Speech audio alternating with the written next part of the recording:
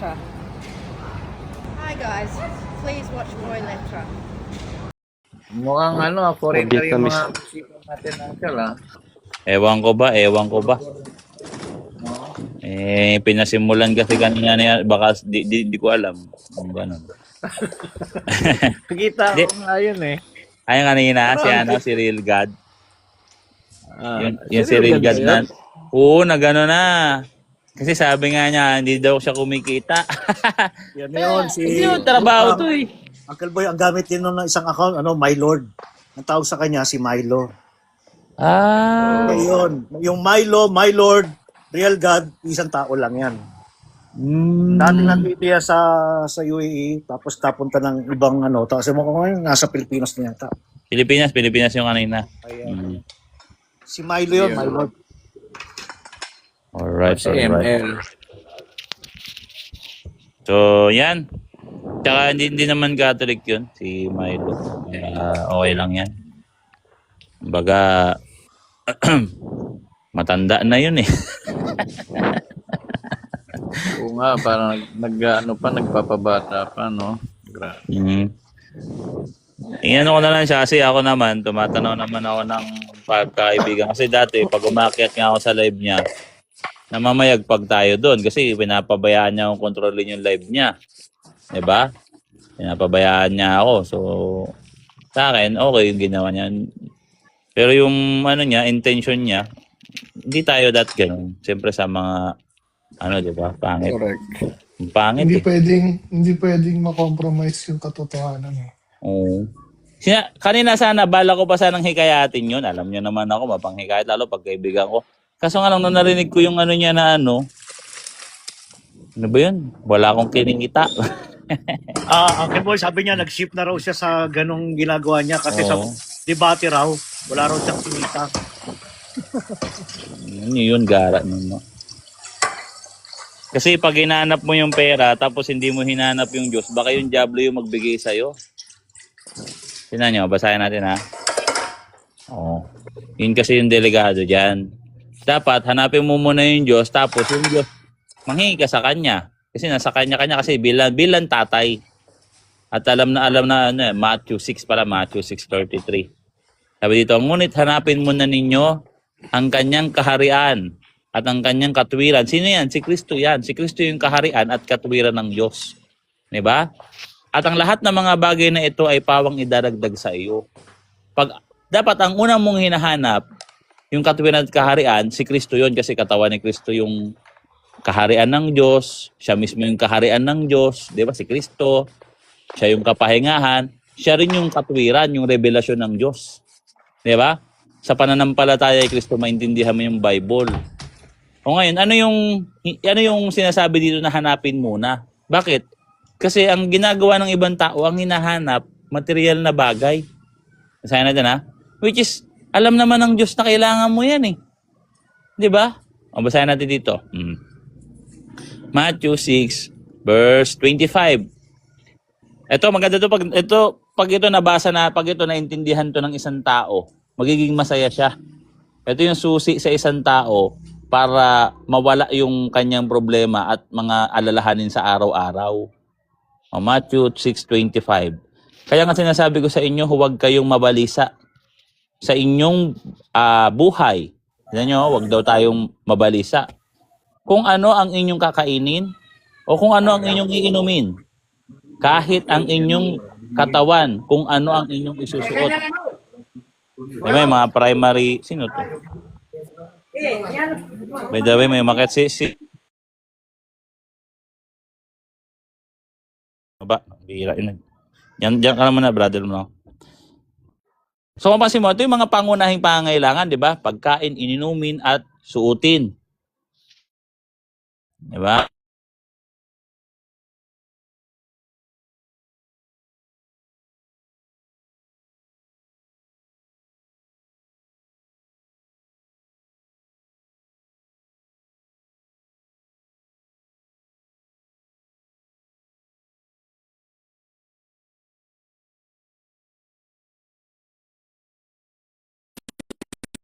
Wala lang akong nawala. Ako ba? Yan, wala. Ayan, okay na, Uncle Boy. Okay na. Nakabalik na ako. Oo. Okay na. Didig Salamat na. sa pag-assist. Salamat sa pag-assist. So ganito yan, no? Balik tayo sa Matthew 6 verse 25. Kaya nga sinasabi ko sa inyo, huwag kayong mabalisa sa inyong buhay kung ano ang inyong kakainin o kung ano ang inyong inumin, kahit ang inyong katawan, kung anong susuotin. Yun. Hindi ba higit ang buhay kaysa pagkain? Salamat sa Uncle Magic, no? Hindi ba higit ang buhay kaysa pagkain? Higit ang katawan kaysa damit. So hinahanap mo yung pagkain, hinahanap mo yung susuot mo, hindi mo naalala kung sino yung nagbigay sa iyo ng buhay at katawan. Which is yung buhay, iyon yung espiritu, yung kaluluwa, yung katawan, iyan yung galing sa sinapupunan ng magulang mo. Na Diyos din ang Ganda. nagbigay ng buhay. Related yan kagabi sa homily ng pare. Lahat tayo mga Katoliko, alam natin yung birthday natin. Meron bang isa sa atin na nakakaalam kung kailan tayo bininyagan? Agoy! Tama! Siyempre, pag meron kang baptismal certificate, malaman mo yan. Kung wala, di ba? Minsan, wala naman tayong mga baptismal certificate. Kasi hindi naman nire-record na. Di ba? Napaisip ako, oo nga, Sabi ko, sandali nga. Sabi ko, mahalaga rin pala yun. Ano yun eh? Born again. Kung gaano kahalaga yung kapanganakan natin, ganon din kahalaga yung bautismo sa atin. Si Sister Mary's daughter, tinan mo, alam nyo, December 8, 1961. Diba? Naku, ma-check ko nga yun sa akin, mga uncle. Bigla ako napacheck. Ma-check ko nga yun. Di ba? Ganda lang humili kagabi. Oh, Kung mapansin natin, tinan mo, yung mga tao, nababalisa sila. Kakahanap ng pagkain at damit. Kung mapansin mo, bakit masyado kang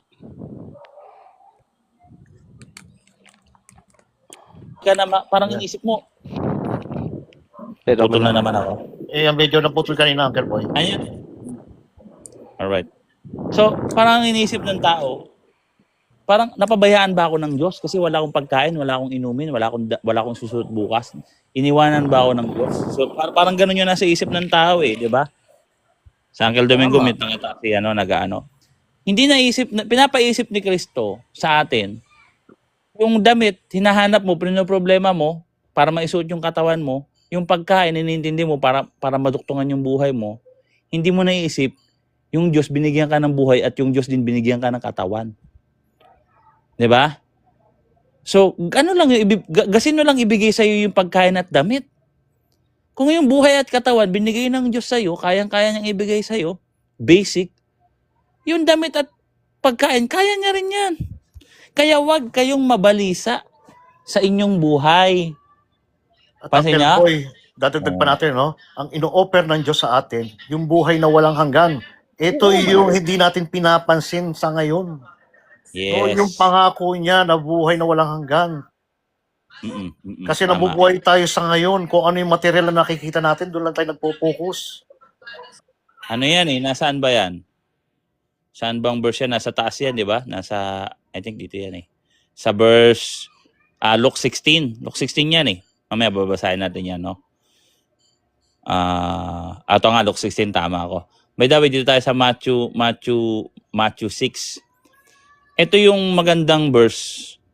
Para, alam mo guys, simula nung napag-aralan ko to, itong tinatawag na providence, divine providence. Hindi na ako namumroblema Alam mo yun, feeling ko secured na yung buhay ko. So, tinan mo siya, feeling niya, hindi secured yung buhay niya. Ang ginagawa niya, gagawin niya, mag-AI siya, para bigyan siya ng pera ng tao. 'Di ba? Tapos iiwanan mo which is, maganda nga iniwanan mo, kung nagro-roleplay ka lang pala, iwanan mo na talaga yan. No? Magkakasala ka lang yan Tapos ang motibo mo, pera, no? So sa akin, ba't hindi ko iniisip yung ganyan? Kasi, yung buhay at katawan, binigay sa'yo ng Diyos, basic, ano man lang yung pagkain at damit. Mas madaling ibigay sa'yo ng Diyos yan. 'Di ba? O ngayon, dito tayo sa verse 26. No? Kaya huwag tayo mabalisa kasi Pagkain, hinahanap mo, meron kang buhay. Hinahanap mo yung damit, meron kang katawan. Ang masama, wala kang katawan, wala kang damit. Ay, wala kang buhay, di ba? O, Diyos ang nagbigay niyan. So ngayon, din nasa verse 26, tignan ninyo ang mga ibon sa himpapawid. Hindi sila naghahasik o gumagapas. Ibig sabihin, hindi sila nagtatrabaho. O nag-iimbak man sa kamalig, ngunit pinapakain sila ng Ama na nasa langit. Dito, malinaw letra por letra. Yung pagkain ng mga ibon, ang provider ang Diyos. Di ba? Ibon lang yan. Ibon yan. Ibon yan eh. Hindi naman yan tao. Mas mahalaga tayo dyan. O ngayon, provide ng Diyos yung pagkain ng mga ibon. O, sabi dito, di ba? Sabi dito, ngunit pinapakain sila ng inyong Ama na nasa langit. Doon niya ini-elaborate yung Ama eh. Nagiging tatay na natin ng Diyos no, dahil kay Kristo. Hindi ba higit na mahalaga kayo kaysa kanila? Diba? Ibig sabihin kasi sa time ni Kristo, maraming mahihirap dyan. Maraming taghirap dyan eh. Diba? Kaya nga, sinusundan siya ng mga tao, pinapakain niya. Pagputol-putol niya ng tinapay, diba? So taggutom, talagang hindi sila kagaya sa mga bata na mayayaman na sagana sa buhay, diba? So taghirap yung lugar ni Kristo. Siya nga na, ano nga siya eh, taga Nazaret nga lang, yung taga Nazaret. Ang tingin ng mga Pariseo sa pag taga Nazaret ka, mababang uri yung pamumuhay diyan eh, mababang tao ka, 'di ba? O basahin pa natin 'to. At bakit, 'di ba? Sabi dito, hindi ba higit na mahalaga kayo isa sa kanila? Sa verse 27, sino sa inyo na dahil sa pagkabalisa ay mapapahaba ang kanyang buhay? O yun, isa pa sa mind opener. Kung mag-iisip ka na mag-iisip, mamumroblema ka na mamumroblema, mapapahaba ba yung buhay mo? Kunyari, problema ka na, isip ka ng isip. Hindi. Yung malulungkot hindi ko sinabi na hindi ka mag-iisip kung anong kakainin mo. Ang sinasabi dito ni Kristo na pag-iisip, yung kalungkutan, yung pagiging balisa ba, parang balisa ka, feeling mo. Kaya nga, yung iba dyan nagpapakamatay eh. Diba? May ganyan eh, yung natanggal sa trabaho, natanggal sa trabaho, isang taxi driver. Ang ginawa niya, kasi na-depress, siguro may anxiety yon, may problema sa pag-iisip yun siguro. Ang ginawa niya, pinatay niya yung pamilya niya, tapos pinatay niya rin yung sarili niya. Ang iniisip nila, nahirapan, na-depress siya, baka wala silang makain. Napakababa ng pananampalataya ng taong ganon. Feeling niya wala siyang Diyos eh. Feeling mo wala kang Ama na nasa langit at tumitingin sa'yo. Tinitinan ka ng Diyos. 'Di ba? Alam niya kung anong kailangan mo. Ang gusto niya lang, dumalangin ka sa Kanya, humingi ka sa Kanya. O ngayon, tuloy pa natin yung basa dito ha. Sabi dito, sa verse 28, at bakit kayo nababalisa tungkol sa pananamit? O, sa pananamit, pansinin ninyo ang mga liryo sa parang, kung papaanong sila'y lumalaki, hindi sila gumagawa o humahabi man. Ano ba yung liryo? Ano ba sa Tagalog to? Bulaklak ba to? Liryo?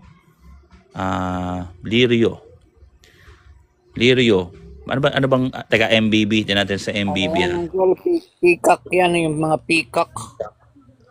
Peacock. Oo, ganda nga pala ng kulay ng peacock, no? Oo. Sa 28. Ano ba yung 28? Sino ang napahabang oras? Basta, no? Ito na lang. So, sama natin yung peacock, sama natin yung mga bulaklak, sama natin lahat ng makukulay sa mundo. Makukulay sila, magaganda silang tignan. Tignan nyo yung mga pusang magaganda. Pero hindi naman sila naghahabi. Hindi sila gumagawa ng damit. 'Di ba? Tama. 'Di ba? Ikaw, anak ka ng Diyos. Anak ka ng Diyos. Paano yan? Anak ka ng Diyos. Ba't problema mo ang damit? Ipro-provide niya yan. Tuloy pa tayo. Diba? Tuloy natin. Dito sa ano. Uncle, At tignan mo kung- naman yung Pope. Yung Pope Ayan, natin. Yung Pope natin, niregaluhan, di ba, ng mamahalin na sasakyan. Dinonate niya sa simbahan. Binigay niya. Tapos Hindi niya kailangan yan. dinonate niya, nung pinirmahan niya, nung dinonate niya, anong ginawa ng simbahan? Biniding. mas malaki pa ang naitulong. Doble halos eh. Oh, may pirma, Naging no? doble yung halaga. Oo. Kasi meron ng value 'yan. Kasi yung event ng nung pangyayari, siyempre si Pope Francis kilalang kilala ng mga Catholic 'yan. So siyempre It sa mga symbolizes, diba? Oo. Charity. As in, tignan mo si Pope Francis, namatay na walang laman yung bank account. Wala siyang ipon. Paano yan kung si EBM ang pumirma nun, hindi na naibenta. Low value na. Low value na. Nga pala si William, bago tayo magpatuloy. William, Brad, anong church mo, Brad? Catholic ka, bro? William, anong religion mo, bro? William, Brad. Parang Catholic si William kasi mayroon siyang dito eh. Rosario, tapos may logo siya ng Vatican flag. Katuligan. By the way, tuloy tayo, no? Sabi dito, at kung gayon, binibihisan ng Diyos ang damo sa parang na ngayon ay bukas at kinabukasan ay itinatapon sa kalan. Hindi ba lalo niyong kayong bibihisan o kayong maliliit ang pananampalataya? So yun yung maliliit yung pananampalataya. Hindi yung sukatan ng pananampalataya. Hindi lagi yan sa talino. Sa paniniwala mo yan sa Diyos, pagtitiwala mo sa Kanya. 'Di ba? Kaya ibig sabihin, kung wag kang malungkot, wag kang mabalisa. Pwede ka naman, yes, nandiyan yung pag-iisip ka kung paano ko kikita bukas, paano ko mag-a-apply, anong dapat kong gawin, kailangan ko mag-aral. Tama yan. Pero yung malulungkot ka, na parang iniwanan ka na ng Diyos, iyon yung ayaw ni Kristo. Ayaw ni Kristo na nalulungkot tayo, nababalisa tayo sa kakainin bukas. Material na bagay. Diyan ka madadali ng Diablo eh. Diyan ka talaga madali ng Diablo. Di ba? Materialistic. Oo, madali ka ng Diablo. Alukin ka ng Diablo ng ganyan. Ano ka kaagad? Oo ka kaagad. Tingnan nyo yung iba. Diyan nadadali. Kunyari. Tara Brad, magnakaw tayo. Siyempre, feeling niya, wala siyang, sa sobrang lungkot mo, wala kaming pagkain, baka wala ng pag-asa, baka pag nanakaw na lang ang pag-asa ko. Yun na yun. Kasi wala ka ng tiwala sa Diyos. 'Di ba? May paraan diyan, no? Kasi yung buhay nga binigay sa iyo, yung katawan nga binigay sa iyo eh. Katawan at kaluluwa yan eh. Pagkain lang, madali lang yan eh. Ikaw ba, kaya mo bang mag-provide ng katawan at kaluluwa? Hindi mo yan kaya, siyempre. Basta ba, 'di ba? Tuloy tayo. Yun. Sa verse, sabi dito, review natin o kayong maliliit ang pananampalataya, kaya huwag kayong mabalisa na magsasabi, ano ang aming kakainin, o ano ang aming isusuot, o ano ang aming iinumin. Ito malala niyan. Yung mga protestante na nangingikil sa kanilang mga kamiyembro, ginagamit itong talata na to para pirahan sila. Sabi ni Kristo, huwag niyong, yun ang mali. Yung intention mo ng pagbasa ng talata, para lamangan yung kapwa mo, pambihira ka. Yung sinabi ba ni Kristo, mangungutang ba sa kanila si Kristo, kaya ba nila sinabi ito? Hindi. Sinabi ito ni Kristo sa mga tao, para yung mga taong nagugutom, huwag mawala ng pag-asa. At ang binibigay niya, hindi lang tinapay niya buhay na walang hanggan, tinapay ng nagbibigay ng buhay na walang hanggan. Ang problema yung mga protestante, pag binasa nila to, kaya kayo, ibigay niyo na sa akin yung pera niyo. Kasi, huwag kayong mabalisa sa kakainin niyo bukas. I-provide niya ngayon, ganito. Pag na-provide niya, tama si pastor. Bigay ka naman ngayon lalo ng bigay sa pastor niyo, naloloko ka na. So, siyempre, mag-isip din tayo, baka mamaya yung intention na nagbabasa nito, So, ingat-ingat din guys, no? Kasi yung iba kasi, ang kanilang pinaglilingkuran, ang kanilang sariling tiyan. Roma 16:17-18, 2 Corinto 2:17, kinakalakal yung salita ng Diyos, pinampupuhunan. Daldal lang puhunan sa Biblia, pera na mga yan, no? Huwag ganon, no? Ang sinasabi lang dito, huwag kang malungkot. Idasal mo sa Diyos yan, ihingi mo sa Diyos yan. Bigyan mo kami ng aming makakain sa araw-araw. Hindi nga lang yun, may isa pang meaning yan. Mas malami din namin yun, yung Eucharistic bread. Yung tinutukoy yun, yung trans-substance, super substantial bread. Yung pinapahingi nga sa Our Father, super substantial bread. Kasama na rin yung material bread kasi may translation ng araw-araw eh. Yung pagkain sa araw-araw. Mga sa araw-araw. So ngayon, sa verse 32, sapagkat hinahanap ng mga hintil ang lahat ng mga bagay na ito at batid ng Diyos, Ama, sa langit, na kailangan ninyo ang lahat ng mga bagay na ito. O di ba alam niya? Ibig sabihin, nakikita ka niya. Hindi ka niya hinayaan. Wala tayong doktrina na yung tinatawag na Diis. Naglikha ng isang lugar, naglikha ng tao, tapos pinabayaan. Bahala na. Diisim yun. Oo, tama. Diis yun. So, paalala Diisim. sa mga ibang Catholic, no? Huwag kayong malungkot, no? Pwede kayong mag-isip. Pero Yung akala nila, pinabayaan sila ng Diyos. Yung kakainin kayo ng kalungkutan, tapos gagawa kayo ng kasalanan kasi sasabi niyo, for survival lang to. Para mabuhay lang. Kasi may ganyan may ganyan mga vlog, no, sa mga, siyempre, alam naman natin na nagpapatawa lang yun. Pero yun yung reality. Di ba yung malupiton, ang kanilang senaryo, yung dalawang mason na nagtatrabaho, construction worker, nagnanakaw sila ng tanso. Ang katwiran nila, para mabuhay lang. Nagnanakaw ka na. Ibig sabihin, maliit na yung pananampalataya mo, feeling mo, pinabayaan ka na ng Diyos. Kasi yung act mo na yun, kasalanan ang sagot. Kailangan magkasala para makuha yung bagay na ating pangailangan, di ba? So yun yung maliliit yung pananampalataya, di ba? Kunyari, ganito, nalulungkot ka kasi wala kang jowa. Napapanahon, no? Kagaya nung nakaraan, may nagpakamatay. Nag-chat, nagtanong sa atin yung isang kaibigan nating Catholic, sabi niya, nalulungkot ako, Brad, magtatanong ako. Sabi ko, ba, nalulungkot ka? Kasi yung best friend, yung kaibigan namin, nagpakamatay, tapos may nagsabi sa amin na na-impyerno daw. Sabi ko, hindi, ano bang dahilan? Iniwan ng jowa yata. Tapos sa problema pa sa pamilya, pakamatay na. Siguro, blackout na. Wala ng jowa, yung pamilya, hindi pa siya iniintindi. Siguro, kailangan niya ng kalinga ng pamilya ngayon, suicide na, no? So, kung wala kang jowa, tandaan natin, si Adan nga nalungkot. Anong ginawa ng Diyos? Diba? Ang ginawa ng Diyos? Binigyan ng Eva.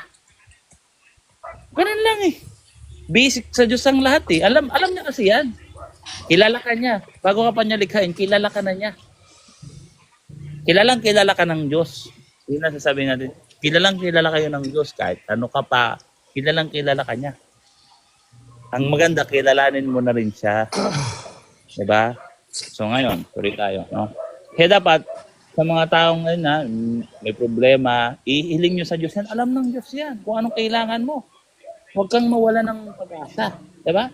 Huwag kang kumapit sa patalim. Diba? Huwag kang gumawa ng mga gawain, mga immoral para lang makuha yung pera, makuha mo yung pangangailangan mo sa araw-araw. Magkakaroon yan. Pinapadaan kasi ng Diyos yung biyaya. Minsan pinapadaan sa ibang tao, minsan pinapadaan sa trabaho. Diba? Isipin nyo kung totoo yung malas. Isipin nyo kung nag-i-exist yung salitang malas. Yung malas ako, malas. Kung totoo yan. Paano kung malas ka? Talaga. Ang pangit. Parang yung Diyos parang power tripping. Hindi totoo yung malas-malas Pwede siguro, kaya kami na malas, masamang tao ka. Parusa sa'yo ng Diyos yan. Pero yung malas ka lang, kasi malas ka, meron kang balat sa puwet, meron kang nunal sa puwet, parang labo nun no? Labo nun, Brad Kaya, Yan, yung kamalasan, gawa ng demonyo yan para sisihin yung Diyos. para kalokohan yan Kalokohan. Huwag kayo maniwala sa malas yan. Huwag kang magwalis. Fortune kasi yan fortune. Oo. Parang nagsusugal. Susugal ba tayo dito? Ano ba? Swerte malas. Paano kung malas ako? Isipin nyo na lang, kung nag-exist yung malas, mabait na tao ka. Tapos, nabugbog ka, napatid ka. Isipin mo yan, ha? Sa totoo yan. Oh. Teka si Miss Cancer, nag-open. Diba uncle, kaya nga pinagbawal sa Bible din yung ano, kalumang kita yung fortune teller. Oh. Manggagaway, or fortune teller. Kasi, parang lalabas yan, ano na lang tayo dito eh. Games na lang, games. No, ang pangit eh, no? Dapat lang isipin ang pagsunod sa Diyos. Ang malas, no? Mapunta ka ng impyerno. Ang malas mo, no? Talagang malas no, walang Diyos doon eh, no? So, yung mga ganong klaseng bagay, no? Dapat nating isaalang-alang yung kilos natin, do it for the glory of God. Ito bang gagawin ko na to? Matutuwa ba sa akin ang Diyos dito? Malulugod ba ang Diyos? Mapupuri ba ang Diyos sa gagawin kong ito? Kasi natagpuan mo na yung Diyos, di ba? Huwag mo nang pakawalan. Hindi yung, ngayon, magnanakaw muna ako, bukas na lang ulit ako maka-Diyos. Pangit nun, di ba? So, tuloy natin to. Ito si William ang ano ba ito si William? Ano ba yung ano mo, Brad William? Brad? Anong church mo, Brad? William? O yun nga, tama nga si Miles Duterte, we should avoid good luck, di ba? Instead, God bless you, no? Pagpalain ka ng Diyos, no? So tama, wag na yun. Wag natin yung kasabihan na good luck. No? Sa lahat ng mga nakinig, burahin nyo na sa ano yan, sa paano yan, vocabulary nyo. Uncle, Catholic ako, uncle. Ay, Catholic to si Brad William. Ayan. Baka may tanong ka, Brad, ha? Kasi ang ginagawa lang natin ngayon, ito yung tinatawag na Bible study na ano to about sa pang everyday. Oo, Catholic faith. Araw-araw na lang. No? Hindi masyado tayong critical dito. No? Pero actually, critical din to sa totoo lang. Kasi ano to about sa providence, no? Divine providence, about sa pagmamahal sa atin ng Diyos. No? So, ito, tingnan nyo. Sapagkat hinahanap ng mga hintil ang lahat ng mga bagay na ito at batid ng inyong Ama sa langit na kailangan ninyo ang lahat ng mga bagay na ito. So alam niya. Huwag nating isipin na yung Diyos. Pinabayaan tayo. Alam niyo yun guys, no? Alam niya. Di ba? Kaya nga spiritual ka, kaya mong magdasal sa Kanya. Magdasal ka sa Kanya, no? Kasi pag nagdasal ka sa Kanya, alam ko kasi yung pagdadasal, pagka hiniling mo na yung bagay, at alam ng Diyos yung batid mo na kailangan mo yun, hindi ka naman manghingi na siguro hindi ka naman manghingi ng 1 milyon eh. Di ba? Ibibigay yan, no? Nang hindi mo na lang namamalayan eh. Kaya dapat, at least, mamalayan mo para makapagpasalamat ka. Pero ito, sa verse 33, ito yung sinasabi ko sa verse 33, ito talaga yan, no? Sabi dito, ngunit hanapin muna ninyo ang kanyang kaharian at ang kanyang katwiran at ang lahat ng mga bagay na ito, lahat, ay pawang idaragdag sa inyo. So, kusa na lang yan ibibigay ng Diyos. No? Alam niya kasi yan eh, no? Pero dapat hanapin mo muna yung katwiran. Anong katwiran? Yung kautusan niya. Yung kaharian, yung church. Sino yan? Si Kristo lahat yan. Hanapin mo muna si Kristo. Actually, pag nahanap mo si Kristo, halos hindi mo nahanapin itong nasa taas. Halos hindi mo nahanapin yan eh. Kasi magiging, alam mo yun, parang naabot mo na yung, yung pagnanasa mo talaga, alam mo, pagnanasa ko. Ito na yun, sukdulan na to, no? Ang makilala ang Diyos, ang sumunod sa Diyos, at ang magkaroon ng Diyos, at maging lingkod ng Diyos, maging anak ng Diyos. Diba? So, kaya't huwag ninyong alalahanin ang bukas, sapagkat ang bukas ay mag-aalala sa kanyang sarili, sapat na para ngayon ang kabalisaan sa araw na ito. So hindi mo talaga maiwasan mabalisa, kasapat na yan. Huwag na bukas, no?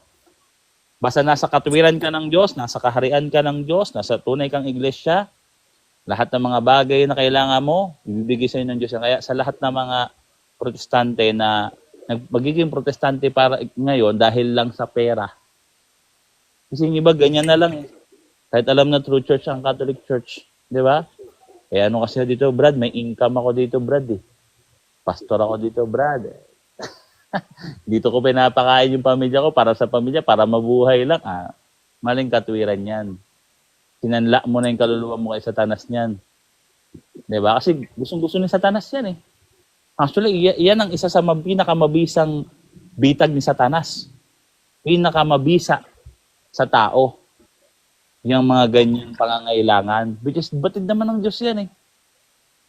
Kasi si Satanas, ibigay niya sa iyan. Anong gagawin mo? Sambahin mo siya. Anong gagawin mo? Itaya mo yung buhay mo sa kanya sa walang kwenta niyang mga utos. Magpatihulog ka. Ano pa?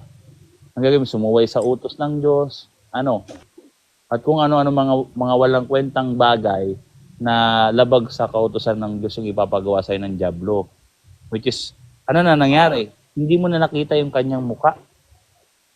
Hindi mo na naasam yung Diyos. Ang inaasam mo na, yung mga material na bagay sa mundo. Babasahin natin yung 2 Korinto 4:4. Diyan nababasa yung 2 Korinto 4:4, no? Na binulag ng Diyos ang sanlibutan. Ito ang pag-iisip ng mga hindi nananampalataya.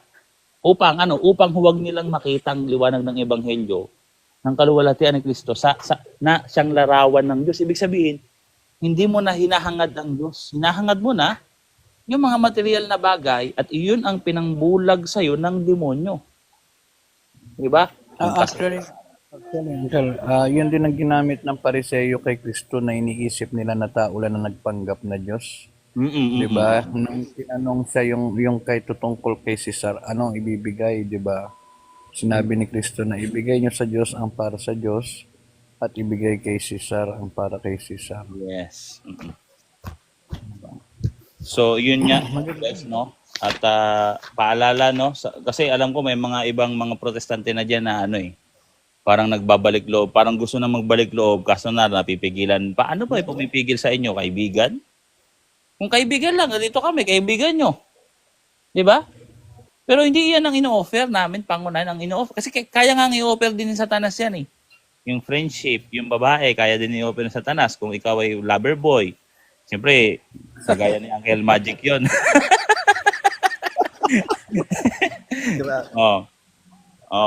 Na-offeran no? Na-offeran ni Sita. Kayamanan, kasikatan, kayang i-offer ni Satanas yan. Kayamanan, kasikatan, kapangyarihan. Fame, power, pero hindi glory. Fame lang at saka power. Wala na. Kasi wala na.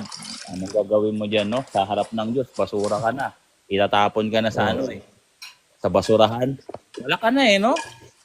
Sinala mo na yung kaluluwa mo kay Satanas, no? So, friendship, huwag niyong isang alang-alang yung mga ganyang bagay. Secondary lang yan eh. Diba? At ang kailangan mo yan. Kaya so, ang motibo mo magpasikat. Gusto ko sikat ako, gusto ko kilala ako ng maraming tao. Mga ganyan, diba? Ano pa? Ano yung friendship ko, mga amigo ko eh. Diba? Baka iwanan ako ng mga amigo ko Grabe. Anong klaseng mababaw na katwiran yan eh. Diba? So, kung para sa'yo talaga yan. Ibigay naman sa'yo ng Diyos yan kung para sa'yo talaga. Pero huwag mo kaya si Satanas ang magbigay sa'yo. Kasi, panluloko lang yan. Di naman talaga si Satanas magbigay sa'yo. Pari naman. Kasi, ang Diyos ang source ng lahat eh. Diba? Sino ba ang source ng... masakit ang Boy. Masakit ang Boy. Sasabihin ni Satanas, ibibigay ko sa'yo lahat. Wag mo lang kalanin yung Diyos kasi siya yung humaharang ng pagbigay ko sa iyo. Yan yung diba? Nagiging mindset yan ng iba eh. 'Di ba? Sabi nila, kung babalik ako sa Diyos, kung babalik ako sa church, iiwanan ko tong pagiging pastor ko, iiwanan ko yung pride ko, yung sasabihin nila na ano ako dito sikat ako dito, 'di ba? Intention mo pala sumikat pala. Hindi simulat sa Paul yung paglilingkod mo sa Diyos na pagiging sikat na pastor ka, hindi pala yan para sa kaluwalhatian ng Diyos, para sa sarili mo yan. 'Di ba? So, ang pakapangit nun, no? Ang pakapangit naman tayo mo haharap ka sa Diyos, ganun yung naging buhay mo sa mundo. Hindi ka naman naharap kay Satanas eh. Hindi naman si Satanas gumawa sa'yo. Ang gumawa sa'yo yung Diyos. Siya yung hahatol sa'yo, batay sa gawa mo. So harap ko sa Diyos, ganun. Pangit eh, no? Ang gagawin mo doon, Lord, ito yung ginawa ko. Ala eh. Gusto ko sumikat eh, yan. Sinunod ko si Satanas, no? Tapos ang harap sa Diyos, tapos proud pa siya nun. So hindi siya magiging proud. O Hindi ka na pagharap niya ngayon maging kay proud. Satanas. Oo. So pagharap niya ngayon kay Satanas, dapat ba siya maging proud nun? Yari, yun ang tanong. Tatawanan siya niyan, Satanas. Diba? Ano siya dyan eh? O akin ka ngayon, demonyo ka rin. Wala si Satanas, walang pagmamahal niya sa tao. Oo. Yan. Walang pagmamahal niya sa Satanas. Kaya nga gusto niya maimpia. Ang nangyari dyan, Galit nga yan siya sa tao. yes, inggit. At pinagdududahan. Kaya nga, Yan ang gusto niya pinaglalaban ng mapahamak. Diablo eh. Yan ang Oo. pinaglalaban ng Diablo. Ang pinaglalaban ng Diablo, yung mga tao na yan na anak mo, hindi ganyan mahal. No? Mga ano yan, mga salbahin tao. So, ganyan yan. Gusto niyang patunayan sa Diyos eh, di ba? Pinagbibintangan tayo sa harapan. Ano yan? Revelation 12 verse 9 to 10. Tama. Oo. Letra por letra. Tapos tutuyain tayo niyan, tayong mga tao kasi galit sa atin yung mga demonyo. At galit sila sa atin. Galit sila sa atin kasi gusto nila mag-revenge sa Diyos. Ang ibibigay man lang niyan sa'yo, temporary. Kasi temporary lang naman buhay mo dito sa mundo. Diba? Ang gagawin. Pare, sabi natin, sige, bilyonaryo ko sa buong buhay ko. Mamuhay ako ng 110 years na bilyonaryo.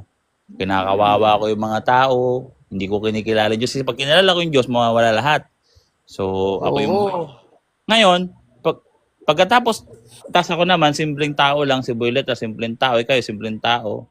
No? Isang isang to. Ngayon, pagharap sa Diyos, ikaw, anong pinagagawa mo sa pera? Anong pinagagawa mo sa yaman mo? Nagyabang ka, naging Diyos ka, naging hambog ka sa sarili mo. Haharap ka sa Diyos, ganun. Samantalang tayo, kahit maliit lang yung pamumuhay ko, simple lang, pero hindi ako tumaligod sa'yo, di ba? O ngayon, basahin na natin pati tayo kasi yung parable ng babae na nagbigay ng kusing, pero yun na yung lahat-lahat sa kanya. Lamang na lamang tayo. lamang ka na. Oh, Haharap ka sa lamang na Diyos. kagad. Maganda yung ginawa mo, yung bunga ng ginawa mo. Oo. Di ba? Bagamat kapiraso lang, isang kusing lang yun, pero yun ang lahat-lahat sa'yo. Oo. Ngayon, dito Grabe. tayo ngayon sa hatol ng Diyos, 'di ba? Sasabihin dito sa eto kasi kahit gaano kalaki yung maging yaman mo dito sa mundo, ito sasabihin sa inyo lahat kesa kahit gaano kalaki yung maging kayamanan mo dito, bilyon, milyon, sa paningin ng Diyos, maliit na bagay 'yan. Basahin natin. Sabi dito sa verse Luke 16 verse 9. At sinasabi ko sa inyo, maipagkaibigan kayo para sa inyong mga sarili sa pamamagitan ng mga kayamanan ng kalikuan upang kung ito'y maubos na ay kanilang tanggapin kayo sa mga walang hanggang tahanan. Ano pa to? Mahirap i-decode to ha. Kasi patungkol to sa yung tusong alipin, no.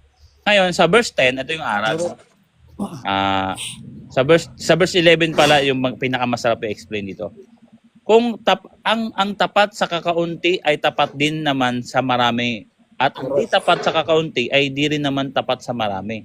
Yung kakaunti, ang tinutukoy dito, ito yung mundo. Kakaunti to. Kasi may limit yan eh. 'Di ba? O sa verse 11, kung kayo ay hindi naging tapat sa kayamanan ng kalikuan, sino ang magtitiwala sa inyo? Kung ang tunay na kayamanan. At kung hindi kayo naging tapat sa inyong kayamanan ng iba, sino ang sa inyo yung magbibigay ng inyong sariling pag-aari? Walang alipin ang mga paglingkod sa dalawang Panginoon. Yung dalawang Panginoon ito, pera at Panginoon. Pera at Panginoon. Si ano to nga to eh? Sino ba yung Diyos-Diyosan na to? Si Mamon. Si Mamon to eh. Kasi anong nangyari dito, mapansin nyo. Pero ito yung aral dyan. Hindi, kung mapapagkatiwalaan ka sa maliit na bagay, pagkakatiwalaan sa inyo, mas malaking bagay, di ba? Kung hindi ka mapagkatiwalaan sa maliit na bagay, hindi na sa'yo karapat-dapat. sa mas malaking bagay. Tama.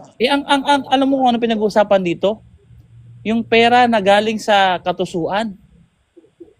'Di ba? Yun yung kasi sa totoo lang, Yung, inisip yung ng ano yan. pandaraya. Inisip ito mas maano to chronologically tayo dito saka yung ano ba yung tradition nila. May tradition kasi dito na yung katiwala parang accountant mo. Parang accountant mo yun eh. Yung hinard mong accountant, yung pirma nun may visa yun. So, nung tatanggalin siya ng kanyang amo, nalaman niya na tatanggalin siya ng kanyang amo, may otoridad pa talaga siya sa yaman ng kanyang amo.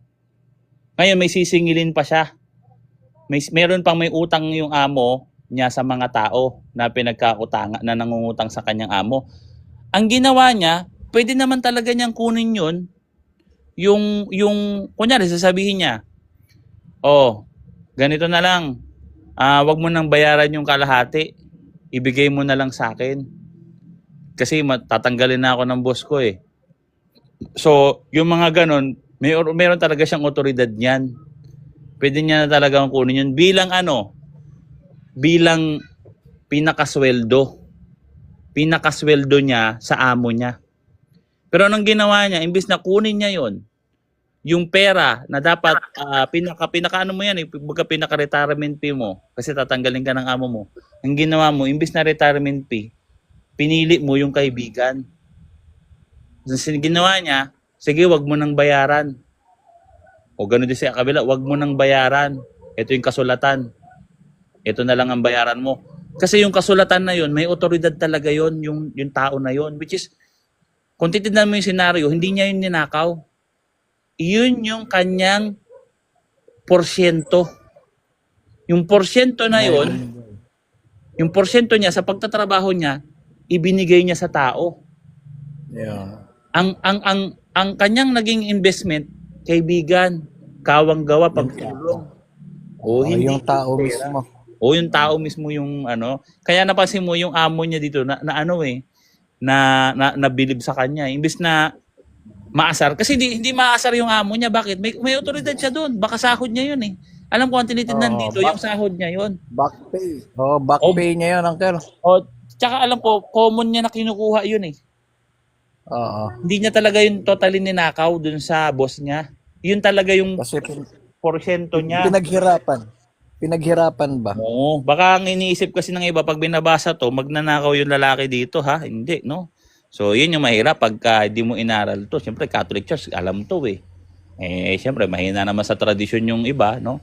Sa mga minor tradition ng culture, sa culture ng mga Hudyo, Bible alone, paano mo naman aralin yan, di ba?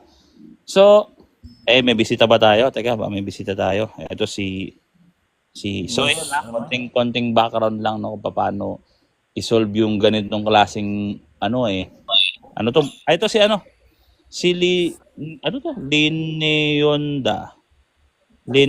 Lineoda Lenny Ann Dasan. Yun. Kamusta po si ha? Ano pong name nyo? Sister?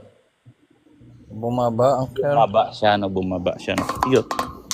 So kung mapansin nyo, ang ganda ng Bible study namin, no? Kasi minsan, yung mga ganitong klaseng Bible study sa ibang live, no? Na mga Protestant, mga Bible alone, more on emotion na, di ba? Dito talaga, may tamo, iniisa-isa natin dito, intellectual. Mahirap yun, uncle. Puro sila, emosyon, no? Hindi. Dito, mapansin nyo, basahin natin na. Maganda to, no? Maganda para i-share natin, no? Luke 16, no? Sabi dito, sinabi ni Jesus sa mga alagad, may isang taong mayaman na may isang katiwala at isinumbong sa kanya na nilustay ng taong ito ang kanyang mga kayamanan. So may nagsumbong, hindi naman sinabi na patunayan na, no? At kanyang tinawag siya at kanyang sinabi, ano itong nabalitaan ko tungkol sa iyo? Magsulit ka ng ipinagkatiwala sa iyo sapagkat hindi ka na maaaring maging katiwala pa. So tatanggalin na siya, no? Sinabi ng katiwala sa kanyang sarili, anong gagawin ko? Yamang aalisin sa akin ng aking Panginoon ang pagiging katiwala. Hindi ko kayang maghukay at nahihiya akong manlilimos. So I think ano to eh, parang laki sa yaman to kasi hindi niya kaya maghukay eh, no? Ang gara, no? Ba't hindi niya kaya maghukay, no? Sabi to, naipasiya ko na ang aking gagawin upang matanggap ako ng mga tao sa kanilang bahay kapag pinaalis na ako sa pagiging katiwala. Kaya't nang tinatawagin niya ang isang may utang sa kanyang Panginoon, ay sinabi niya na sa una, magkano ang utang mo sa aking Panginoon? At sinabi niya, 100 takal na langis. At sinabi niya sa kanya, kunin mo ang kasulatan at maupo ka. Isulat mo kaagad ang 50. Isulat mo agad ang 50. Pagkatapos ay sinabi niya sa iba, magkano ang iyong utang? Sinabi ng isa, 100 takal na trigo. Sinabi niya sa kanya, kunin mo ang iyong kasulatan at isulat mo na 80. So binabawasan niya. Ito, nabawasan ng 20%. Yung 20% na yun, sa totoo lang, parte niya talaga yon. Kasi may sahod din siya eh. Normal niya na lang yung kinukuha. Normal na lang niya kinukuha. Ngayon, sa verse 8, kasi tinan mo, hindi nagalit yung Panginoon. Tinan mo ha? At pinuri ng Panginoon ang madayang katiwala sapagkat siya'y gumawa na may kasulatan sapagkat ang mga anak ng sanlibutan ito ay higit na tuso sa pakikitungo sa sarili nilang lahi kaysa mga anak ng liwanag. Sinabi ko sa iyo, makipagkaibigan kayo para sa inyong mga sarili sa pamamagitan ng kayamanan ng kalikuan upang kung ito'y maubos na, ay kanilang tanggapin kayo sa mga walang hanggang tahanan. Ano bang ibang translation na mga tolda, no? Tolda sa Griego, tolda, no? Walang Anong ano yan, Uncle? Anong verse? Luke 16 to, Uncle. May kinalaman to sa ano? Sa divine providence, no? Yung ano mo gagamitin yung yaman, no? Kasi nauubos eh, no? Tignan mo, tinanggal siya, no? Ang tapat sa kanya, ang tapat sa kakaunti ay tapat din naman sa marami, at ang di tapat sa kakaunti ay di rin naman tapat sa marami. Diba? Sa ibang salin, maganda sa ibang salin to eh. MBB. Ang mapapagkatiwalaan sa maliit na bagay ay hindi mapapagkatiwalaan sa malaking bagay. Ang mandaraya sa maliit na bagay ay mandaraya sa malaking bagay. Diba? So, ang ganda rin isa yun, no? Maliit na bagay dito sa mundo, maliit na bagay lang to eh, mandaraya ka pa, ay hindi ka na rin pagkakatiwalaan sa malaking bagay kasi mandaraya na rin yung tingin sa'yo nun eh. Hindi ka karapat dapat. Kaya kung kayo'y mapagkatiwalaan sa kayamanan sa mundong ito, sabi dito, kaya kung hindi kayo mapapagkatiwalaan sa kayamanan ng mundong ito, sino ang magtitiwala sa inyo ng tunay na kayamanan? So ano yung tunay na kayamanan? Bukod sa mundong ito, Kaligtasan. Siyempre yun yung paraiso. At kung hindi kayo mapagkatiwalaan ng kayamanan ng iba, sino ang magbibigay sa inyo ng talagang para sa inyo? 'Di ba? So, pinuri siya dito kasi hindi yung pera yung pinili niya. Ang pinili niya yung yung tatanggap sa kanya sa susunod. Kunyari, matatanggal siya sa trabaho, meron siyang bagong mapapagtrabahuhan, meron siyang matutuluyan, 'di ba? Hindi siya mukhang kawawa.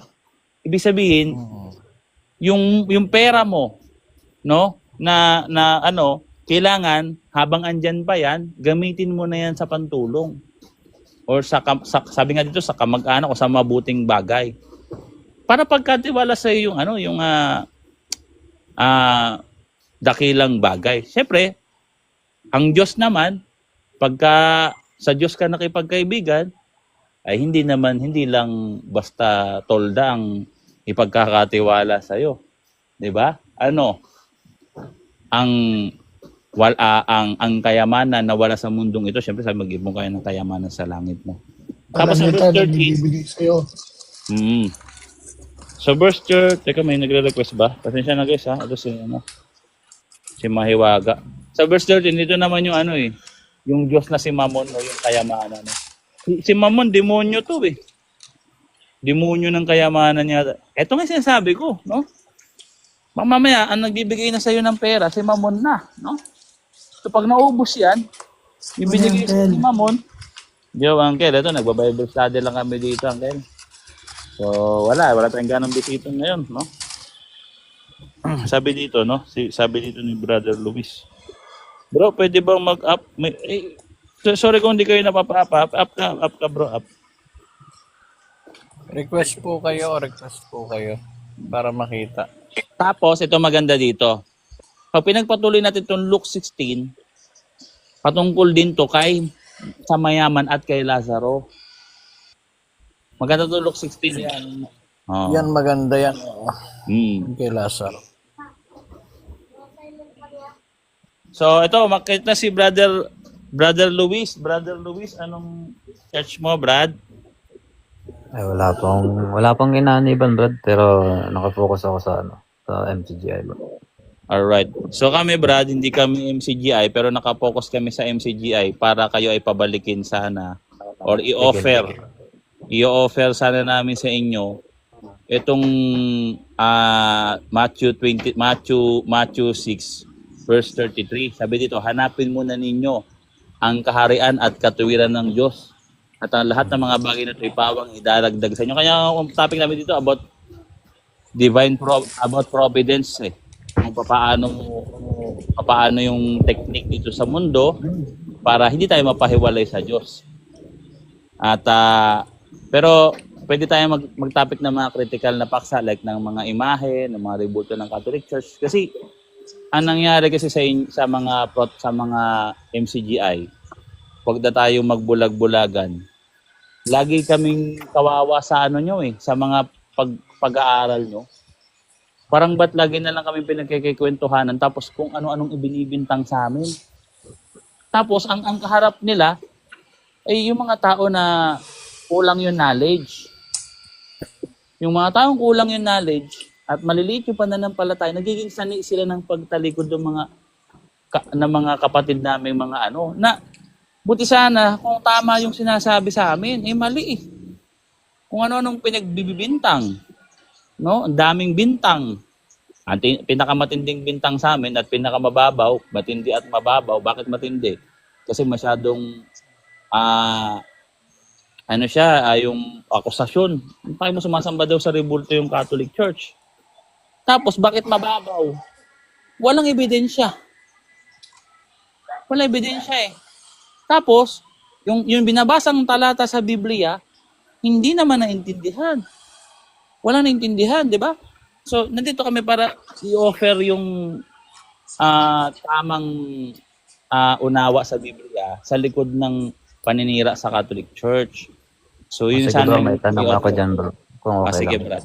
Okay, Brad. Hindi naman pang-aatake ito, no? Di ba may nakasulat sa Biblia na bawal sumamba dun sa mga gawa ng kamay ng tao, Yes. di ba, bro? Bawal talaga actually. Pag binasa natin to, babasahin ko sa iyo Exodo 20 verse 4 to 5. Oh, huwag kang gagawa. Malinaw ha? Pwede tuloy ko muna ng question. Anong question mo, Brad? Ito, yun binasa mo sa Exodo, di ba? Bawal sambahin yung mga rebulto na gawa ng tao. Paggawa pa lang bawal na, Brad. Okay. Paano nyo mapapatunayan na hindi kayo yung kinatuparan yun kung ganun may mga rebulto kayo? Doon muna tayo sa pagpapatunay. Ay, ikaw man, Pakita mo ba na, Uncle? Hindi naman ako, bro, uncle, Hindi naman ako nag-aatake. Tanong lang. Ganito, Uncle, pwede bang paki-post mo na dito yung paborito kong Leon na may lahi? Oo ba? May lahi. May lahing May lahing unggoy. Ito. Yan. So doon pa na tayo sa paggawa ng imahe.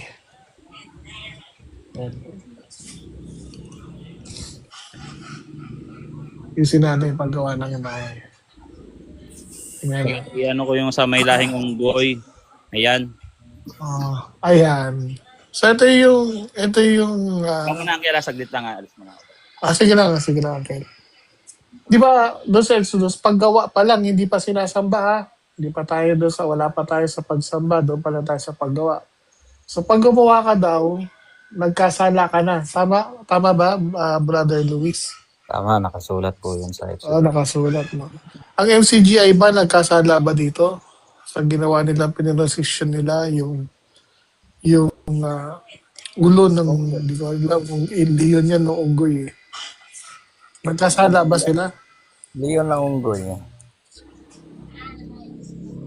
Brother Luis? Be honest lang tayo ha, honest Ah, lang. well, sa paningin siguro ng iba, nagkakasala bro. Pero hindi naman siguro sinasamba nila yun. I don't know sa iba. So, doon pa rin tayo sa paggawa, di ba? Wala pa Oh, tayo sa pagsamba. kasalanan sa paggawa. Tama yung sinabi. So, ibig sabihin, nagkasala ng So, nagkasala, ako man lang. So, nagkasala ng MCGI dito sa Pero paggawa take pa note lang. kapatid na Nash, di ako MCGI. Baka Yes, bro. magkakamali. Yes, bro. So, dito, bro, ang MCGI, bro, dito sa parte na to, sa paggawa pa lang, wala tayo sa pagsamba. Nagkasala na sila dito, tama, mali. Tama. Okay. So, ibig sabihin, nagkakasala na sila dito. So, ang point dito, bro, eto kasi, piyesta ng Diyos. Ang ginawa nila, nag-procession sila dito, no, ng iba't ibang mga imahe. No, may imahe ni Liberty, may imahe ng unggoy, may imahe ng iba-iba. No, imahe rin ni Soriano. Diba? So, tumalabas dito, if you're concentrating doon sa doctrine nila, lumalabas bro, para sa'yo, tama ba sila? Kasi doon ka nakafocus sa doctrine nila. Yeah, for example, ito, si Baphomet, ito. Ano, yung ulo ni Baphomet, ito. Pinurosesyon ng MCGI sa piyesta ng Diyos. So, Kasi nagkasala ba ang MCGI dyan, bro? Kung titignan natin, secular yan eh. Kalabaw. Oo. Pag isinama mo sa religious belief yan, may meaning na dapat yan. Ngayon, kung meaningless yan, sa demonyo na yan. Kasi hindi meaningless ang relihiyon. Hindi Ang meaningless masakit nito, Uncle Bro Luis, yan ba ay Diyos-Diyosan o hindi Diyos-Diyosan yung imahe ng mga pinrosesyon ng MCGI? Sa pananaw ng Biblia, bro, bawal na ngayon. So, magiging Diyos-Diyosan yan. Pero yung So, tanong ko, Diyos-Diyosan. Brad Nash, na ano, Yes, sasagutin yung tanong mo, bro. yung Sasagutin ko. paano magiging hindi kayo yung kinatuparan dun sa Exodus. Oo. Kung gayon may So, review kayo. Yes, bro. So, hindi talaga tayo. Una, bago ko sagutin yan, gusto ko muna makita mo to. No? So, itong mga to, piyesta ng Diyos. For example, si Liberty, no? Imahe ni Mitras yan eh. Si Mitras na sun god na meron 7 horn sa ulo. 7 yan eh, yung horn niya. No? Tapos meron siyang torch, si Mitras. So, yan yung imahe ni Liberty. No? Si Mitras, tapos at the same time, si Satan. Si Satan, according sa image ni Satan, nakakadena yung paa ni Satan, no? At meron din siyang torch. No? At Tapos, meron din siyang... Feminine. Oo. Feminine na lalaki. Oh, May pagka-feminine pero lalaki talaga. correct. So, yun siya. Ngayon, kaya pinapakita ko sa ito para makita mo kung ano yung mga katuparan. Ang ginawa ng mga MCGI dito, sinunog. After nila gawin yan, sinunog nila. Ngayon, guilty ang mga MCGI, no? Guilty. Bakit? Sinunog. Kasi hindi sa Diyos yung kanilang ginawa, kundi mga Diyos-Diyosan ang talagang pinarada nila. Kaya sinunog nila. Ngayon, Dinilit yung videos ngayon sa YouTube. Deleted na. Hindi ko na ma-research. deleted. Tapos, sinunog pa nila. Ngayon, yung sa Katoliko naman, kung kami ba yung kinatuparan nung sa Exodus, hindi po. Kasi ang sabi doon, larawan yun ng Diyos-Diyosan. Ito, sa MCGI, larawan talaga ng Diyos-Diyosan yung mga pinarada nila. Yes. Yung sa amin, hindi po larawan ng Diyos-Diyosan. Yun ay mga larawan, no, ng mga banal. Ayan. Tinan mo, Siya boy. tinan mo Go larawan ahead. ng Diyos-Diyosan to ha. Tinan mo. Kasi kung titignan mo yan sa ordinaryong salin sa Tagalog, so neutral ka naman eh. Ordinaryong nag-aaral lang tayo. Kung titignan mo to sa ordinaryong salin ng Tagalog, huwag kang gagawa. Tapos ang makikita mo dito inukitan na larawan. Kung common sense lang ang gagawin mo dyan, siyempre lalabas niyan, ordinaryong imahe. Tapos ribulto kasi ukot eh. So, di ba, lalabas ordinaryong imahe. Ngayon, nasan na yung sinasabi nila na larawang Diyos-Diyosan? Punta tayo sa ibang salin, tapos pupunta tayo sa Hebrew, no? Punta muna tayo sa new version. Mga bagong version. Kunyari, ito, The Living Bible. Kami, The Living Bible ko dito. Nabawasan yata ito yung ano ko dito. Ito na lang. Ibang version na lang, mga latest. New International Readers. Iba na. Do not make a statue of gods. Small letter G. Diyos-Diyosan. Diba? Pag small letter G, gods, anong pinapatuloy niya yan? Idols. Ngayon, sa ibang salin, mas maganda. Sa ibang salin, ayan, NIV. Ayan na, 1984. You shall not make for yourself an idol. Ngayon ang tanong, bakit nag-iba ng... Kasi sa ordinaryong Bible, ano lang eh, larawan. Larawan, tas inanyuan. Diba? Ordinary. Ito, nag-iba. You shall not make for yourself an, ano yung subject? Idol. In a form of anything. So, ano pa rin naman yung in a form? Ngayon, punta tayo sa Hebrew. Kaya nga, mapansin mo dyan, nandun yung salitang wag kang gagawa. Yun yung crucial word na dapat nyo makita eh. Wag kang gagawa. Gusto natin kung ano talaga yung exact meaning. Kasi nag-iiba-iba siya. May variant siya, di ba? May variant ng graven image, inukitang larawan, di ba? Simple eh. Ngayon punta tayo sa Hebrew. Kasi sa Hebrew, ang hindi kasi nila naintindihan, malalim kasi yung salitang lingwaheng Hebrew. Ito, Strong's Concordance. Strong's, hindi to Katoliko ha. Tingnan mo. Ayon sa Strong's Concordance, ito yung curved image. Isa siyang pesel. Pesel. Pesel, sabihin ay pakal. Pakal. Ano yan? Unang-una dyan, lagi yung idols. Lagi nasa unahan yan. Definition, an idols, image. Ibig sabihin, Diyos-Diyosang larawan. Tama yung punto namin. Diyos-Diyosang larawan ang bawal dyan. So bakit mo naman kami isasama dyan? Hindi naman Diyos-Diyosan yung ginagawa namin. Yung tawag doon ay mga holy images or mga larawan ng mga santo. O ano yan? Dito sa pangalawa, origin. Yung origin niya, pakal. Pakal. Ano yan? An idol. Diba? So, kasama ba kami dyan? Hindi kami gumawa niyan. Paano kami makakaluhod dyan? Kung yung paggawa nga, hindi kami gumawa kasi bawal nga gumawa, lalong hindi kami makaluhod kasi wala nga kaming ganun. Kasi paggawa pa lang doon, bawal na. Ngayon, ang ginawa namin, kung mapansin mo dito, kung batagal ka na dito sa live, no, meron ako sa inyo ipapakitang mga variant ng imahe dito na ribulto sa Bible. Kunyari, bigyan kita ng isa. Isaiah 19:19. May papakita lang ako sa iyo. Isaiah 19:19, meron ditong imahe. Yung pillar nga lang yan sa King James Version. Kasi based to sa King James Version eh. Kasi Strong's Concordance nga to. Ngayon, check natin tong pillar ha. Yung pillar na to, yan ang Matsiba. Ano siya? Tingnan mo. Memorial Stone. Ano yan?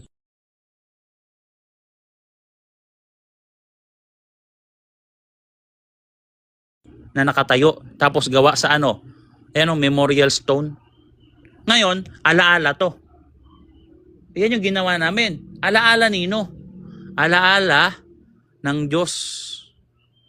Yahweh yan, no? Ayan ha. Saan ka pa ba, bro Luis? Dito pa bro, nakasunod. Ngayon, itong Isaiah 19:19, merong binanggit dito na Again, Ano hindi lang yan? alaala ng Diyos ang ginagawa, di ba? Pati nga rin yung ano natin, alaala ng mga banal. yes, meron. Meron yan. Ano yan? Isaiah 56 verse 4, 5 to 7 to pababa. Ngayon, basahin natin to sa sa Bible. Ito, Ano bang context nito? Bakit may larawan or alaalang larawan ng Panginoon gawa sa bato? Oh. Ayan ha, ulitin natin. Oh. Ulitin natin ulit, no? Pilar. Kasi pilar, King James eh. Sa Catholic kasi ano yan? Monument. Monument. Ito. Memorial stone. Alaala, memorial stone. Nakatayong larawan. Pupuntahan na natin yan, guys, no? Dito. Duway Rhymes version. O, mamaya King James, pwede, no? Duway Rhymes version. Isaiah 19:19. Oh. Actually, etong binibigay ko sa yung verse, bro, hindi nga alam ni AI ito eh. Pero na lang kung mismong ilagay mo yung verse na to sa AI. Pero kung hihingi ka ng Bible verse, patungkol pa na depensahan ng imahe ng banal na imahe ng Catholic Church, hindi niya kayang ibigay ito, hindi niya matrace to. Kasi hindi lahat alam to. Yung mga matitinig apologists lang nakakaalam nito, especially si Kuya Alvin, mentor ko. O ngayon, totoo naman kasi napapanood ko yung mga debate, ayaw nilang gamitin. Ewan ko, no? Sabi dito, in that day, ito yung context na, Isaiah 19:19, ito yung monument of the Lord. Tundan mo, bro, ha? So ito yung ino-offer namin sa'yo, bro. Pawang katotohanan lang to. Salita ng Diyos to, ha? Isaiah. Yung aklat ng Isaiah, ano to eh? Ano yan? Assyrian crisis. No? Assyrian crisis to, no? So, tapos na nagawa yung Torah. No? Tapos na alam na nila yung mga batas. Alam na nila yung mga batas bago pa to isulat ni Isaiah. No? Ano na to? Sabi dito, in that day, there shall be, so prophetic terms yan. In that day, in those days, sa iba pa nga yan eh. In that day, there shall be an altar. So, merong altar. Yan ha. Of the Lord in the midst of the land of Egypt. So, yung Egypt yung ginamit na example dito kasi hindi to patungkol sa mga Israelita. No? So, hindi to about Old Testament lang. Prophetic tense to, no? Yung in that day. Ibig sabihin sa future to, sa time ng mga Kristiyano. And a monument of the Lord, Lord Yahweh. No? Tunay na Diyos, Yahweh. He is. No? At the borders thereof. Sa mga hangganan. Ano daw, para saan to? Kasi parang buong ano na to eh. Kasi sa puso, may altar. Hanggang sa mga hangganan, may mga monumento, may mga imaheng bato. Ano to? It shall be for a sign. Ito daw ay pinakapalatandaan and for a testimony, patotoo, para patotohanan, testimony to the Lord of hosts in the land of Egypt. For they shall cry to the Lord because of the oppressor. Ito na yun, yung paghingi ng tulong sa Diyos, pag-iyak sa Diyos, no? Dahil sa mga persecution, oppressor, manguusig to eh. Pag sabi ko oppressor, manguusig, anong ginagawa? Nagpe-persecute to. Sa ngayon, ang ginagawa sa Catholic Church, ang nadadanasan ng Catholic Church, verbal persecution. Kagaya niyan, meron na namang fiesta ng Jesus na Nazareno. Diba? So, mamaya, babasahin natin yan, no? Itong oppressor, manguusig, no? Si Satanas nga yan, eh. And he shall send them a savior. Papadalan ka ng tagapagligtas. And a defender to deliver them. Tagapagtanggol din. Tagapagligtas si Kristo at tagapagtanggol. No? Oh.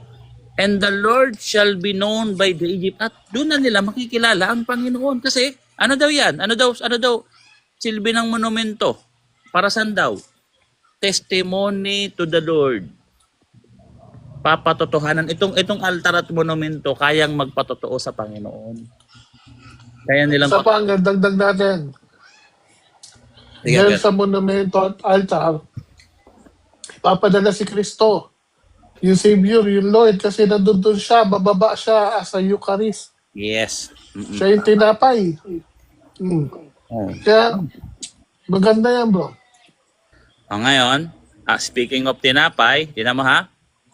And the Lord shall be known by the Egypt. Ito yung ngayon nangyayari sa amin. And the Egyptian shall be known by the Lord in that day. Isa mo, inulit na naman yung in that day, oh. Kung mapansin mo, merong ini-emphasize dito sa in that day na to. Ano yan? Itong verse 19.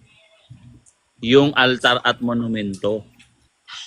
In that day, and they shall worship Him. Ayun ang ginagawa po namin. Sa mga taong palabintang, ito po yung ginagawa namin, nasa Biblia po. Yun yang sa inyo ang hindi namin makita sa Biblia eh. Sa totoo lang eh. Di ba? And they shall worship Him with sacrifice. Anong klaseng worship to? Worship Sacrifice to God. mo. Sacrifice oh. May altar eh. Ano bang purpose ng altar? Anong purpose ng altar? Itanong natin sa ating sarili. Ano ba yan? Display ba yan? Yung altar? Hindi. Diyan nilalagay yung sacrifice. Yun nga, yung Yes. ultimate sacrifice si Christ. Lugar sambahan. Kasi diyan ka mag-aalay. Di ba? O ngayon, tuloy. And they shall make vows to the Lord and fell from them. So dito na rin yung mga sakramento. Vow. No, baptism, lahat ng mga sakramento, kasalan, no, lahat. Vows. So ito yung lugar sambahan. Hindi ito sinasamba. Kung hindi, lugar sambahan. Bakit? Ano mo, may altar, di ba? Altar. Kasi may altar, ano yung sanctuary. Pag sabi sanctuary, sanctuary, ano, banal na bagay. Ngayon, ito. Kung mapansin mo itong monument, sacred to. Kasi dedicated to God. Sacred. Ano ba yung sacred? Dedicated to. Yun yung sacred. Sacred. Sacred, no? Sacred pillar. Pag dinignan mo sa usage. Ibig sabihin, sa ibang salin, mga banal na haligi. Bakit haligi? Sa translation ng King James. Kasi, nakatayong larawan yan. Walang pinag-iba yan dun sa haliging asin na asawa ni Lot. Naging haliging asin. Di ba? Hindi porke sinabing haligi, hindi na imahe.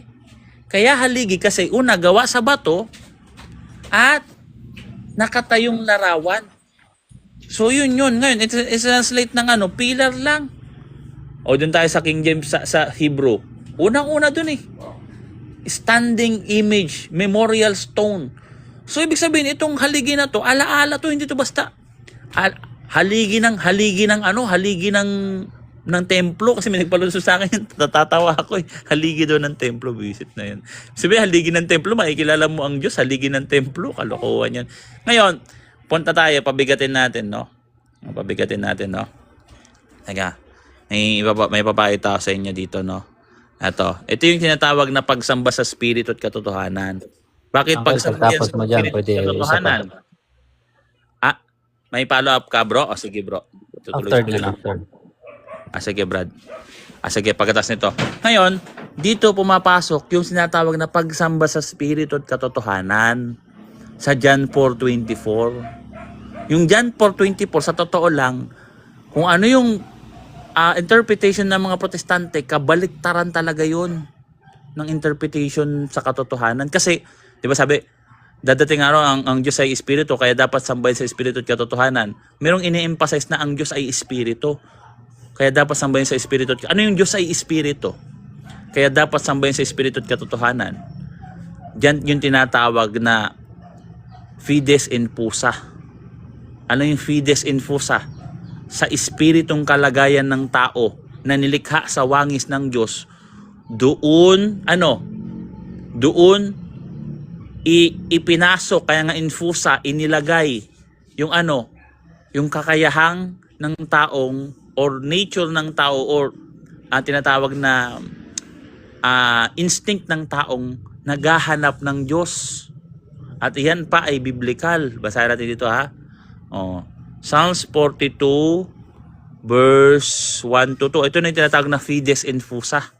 Ibig sabihin, yung ating instinct na maghanap ng Diyos, makipagrelasyon sa Diyos, nakatatak doon sa espiritong kaluluwa.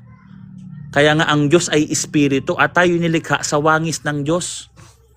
Naghahanap tayo ng Diyos, ibig sabihin, basahin natin ha, yun yung kalagayan ng ating kaluluwa. Kaiba sa kalagayan ng hayop. Kaya kung mapansin mo, may emphasize dun eh. Nilikha tayo sa wangis ng Diyos. But yung hayop, hindi ba sila nilikha sa wangis ng Diyos? Hindi. Kasi yung kaluluwa nila, namamatay. Samantalang yung kaluluwa natin, nasaan yung espiritu? Bumabalik sa Diyos. Kaimahe ng Diyos. At ito yon yung ating kaluluwang espiritu. Kung papaano ang usa ay nananabik sa batis na umaagos, gayon nananabik ang aking kaluluwa sa iyo, O Diyos. Ang aking kaluluwa ay nauuhaw sa Diyos na buhay. Anong hinahanap ng ating kaluluwa? Ito yung interpretation sa John 4:24. Ano dito? No? Kailan ako nag-aantay siya, nananabik siya, kailan ako makakarating at makikita ang muka ng Diyos? Ayun ang pagsamba sa Espiritu at katotohanan. Pag sumasamba ka sa Espiritu, bakit? Bakit ka sumasamba sa Espiritu? Kasi yung Espiritu mo naghahanap ng kaluluwa ng Diyos, ay ng muka ng Diyos. Sorry, slip of the tongue. Ng muka ng Diyos. Naghahanap ka ng muka ng Diyos. O ngayon, pagsamba ba sa Espiritu at katotohanan, altar ba ang tinutukoy dyan? Opo. O basahin natin ito, ha? O, dito sa verse 63. Same lang din yan eh. Same lang din yan dito eh. Nama? O Diyos, ikaw ay aking Diyos. No? Ikaw ang aking Diyos. Hahanapin kitang maaga. Hahanapin kitang maaga. No? Nauuhaw sa iyo ang aking kaluluwa. Same. Same na same, 'di ba? Kung ano yung sinabi doon sa sa verse 42. Nauuhaw ang aking kaluluwa sa iyo, O Diyos. Sabi doon, nauuhaw sa iyo ang aking kaluluwa. Ang aking laman. O sabihin, nandito pa to sa lupa, no? Ay sa iyo nananabik gaya ng isang tuyong lupang uhaw. Kasi nandito pa tayo sa lupa. Hindi pa napupulfillment yung desire natin na, kasi sa langit, makikita mo na ang Diyos doon. Naabot mo na to. Sa ngayon, nauuhaw tayo. Kaya anong gagawin natin? Sa gayoy, tumingin ako sa sanctuaryo. Ayun, sa altar. Yung altar, sanctuaryo na yon. Sanctuaryo, altar. Na minamasdan ang kapangyarihan at kaluwalhatian mo. Mapapagmasdan mo dun ang kaluwalhatian at pansinin mo ha. Ano daw pagmamasdan mo? Mamasdan, makikita, mamasdan. Kaluwalhatian mo. O, i-note nyo yan ha. Kaluwalhatian. Tingnan natin to. Kasi nawala yung muka, di ba? Nasa verse 42 yung muka. Dito kaluwalhatian yung alternative term na ginamit. Kasi, tingnan natin dito sa 2 Korinto 4:6. O, ano ba yung kaluwalhatian? Sapagkat ang Diyos ang nagsabi, magningning ang ilaw sa kadiliman. Ito na, pupunan na ng Diyos yung ating uhaw na kaluluwa. Magningning ang siya sa kadiliman. Nasa kadiliman tayo sa mundo. Na siyang tumatanglaw sa aming puso upang magbigay liwanag sa pagkakilala sa kaluwalhatian ng Diyos, kaluwalhatian sa muka ni Hesukristo. Yun pala yung mapapagmasdan mo sa kanyang sanctuaryo. Para mapunan yung uhaw na kaluluwa na nananabig sa muka ng Diyos. Baliktad sa interpretation ng mga protestante na ang pagsamba sa Espiritu at katotohanan umaayaw sa muka ng Diyos. Nandidiri sa muka ng Diyos. Gusto nila pumikit, ayaw nilang tignan yung imahe ni Kristo doon sa sanctuaryo. Anong klaseng kademonyohan yan? Anong klaseng kahipokritohan yan? Nandidiri kayo sa mukha ng Diyos, sa ayaw nyo, sa gusto. Kung kayo man ay mapunta sa langit, sa paraiso at palarin, ano yung regalo? Ano yung regalo? Akala ng mga protestante, yung regalo, eternal life lang. Akala nila ganun lang. Ganun din yung meron kila Adan at Eva dati. So, ibig sabihin, kung anong meron kila Adan at Eva, ibabalik lang. Same sa same lang. Wala man lang nadagdag. Sayang lang yung paghihirap natin dito. Kung anong kalagayan nila Adan at Eva, buhay na walang ganun lang din. Ay hindi ganyan ang talata sa Roma 5 na nung nagkaroon ng kasalanan, dumami yung biyaya sa pamamagitan ng bagong Adan. Mas malakas yung bagong Adan kaysa sa lumang Adan. Kasi kung tatapatan lang ni Kristo yung lumang Adan, pantay lang niya, hindi, dakila ang bagong Adan. Mas malakas siya sa kung ano yung nawala sa bagong Adan, ay sa lumang Adan, dodoblehin yun ng bagong Adan. Yun yung Felix culpa. Yun yung Job 39:30 ano ba? Job 39:10, tama ba? Mali ba? No? Na dinoble ng Panginoon ang nawala kay Job. Kasi naghihirap tayo dito sa loob mundo eh. Tapos hindi dodoblehin. Ano yung pangdoble? Kasi buhay na walang hanggan na yun eh. Kilada natin iba, buhay na walang hanggan na yun. Ano pa? Ano yung pandoble? Ito. Yung paboritong talata ng mga INC. Basahin natin na hindi nila naintindihan to. No? Sabi dito, no? Sabi dito, sabi dito, at ito ang buhay na walang hanggan, na ikaw ay makilala nila na iisang Diyos na tunay at sa Hesus na yung sinugo. Yun yung makilala ang Diyos. Sa papaanong pagkakilala? Tingnan mo kung papaanong pagkakilala. Unang Korinto 3:15. Akala nyo kakilalang ano lang? Hindi. Hindi basta kilalang ano lang. Tingnan nyo ha. Unang Korinto 13:12. Sapagkat ngayon malabo natin nakikita sa isang salamin, pagkatapos nito ay makikita natin ng mukhaan. Ayun! Ayun ang pagkakilala. Mukhaan. No? Ngayon bahagi lamang ang nalalaman ko, ngunit pagkatapos nito ay lubos kong mauunawaan kung papaanong ako ay lubos na nakikilala. Kung papaanong kilala tayo ng Diyos. Kilala tayo ng Diyos, nakikita tayo ng Diyos, mukhaan. Alam ng Diyos kung sino tayo.